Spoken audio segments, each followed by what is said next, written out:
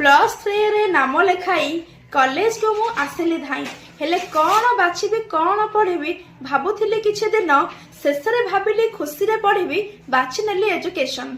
शिक्षा हेउची व्यवहार परिवर्तन सृजनशीलता हेब तुमर कर तुमे जदि समयोजन मनर सबू देखिबा शैली फिलोसफी रे थुआ होईछि वृद्धि विकास मनर चिंता साइकोलॉजी रे स्थान पाइछि। शिक्षादान शिक्षण केते जे मधुर पेडागोजी देला बताई समाज रे रही केमिति श्रृंखलित हेबा सोशियोलॉजी देला सिखाई। असेसमेंट मेजरमेंट रे मापकर मान मूल्य निर्धारण परीक्षण जे बहु जरूरी जानिली नुआ उद्भावना हुए संभव गवेषणा करी करी गणितटी आम भारी उपकारी स्टैटिस्टिक्स को रखिब दृढ़ करी व्यक्तिगत ठारू वृत्तिगत जाए गाइडेंस काउंसलिंग पाइब अतीतटी आमर किपरि जे थिला हिस्ट्री पढ़ी ताहा जानिब।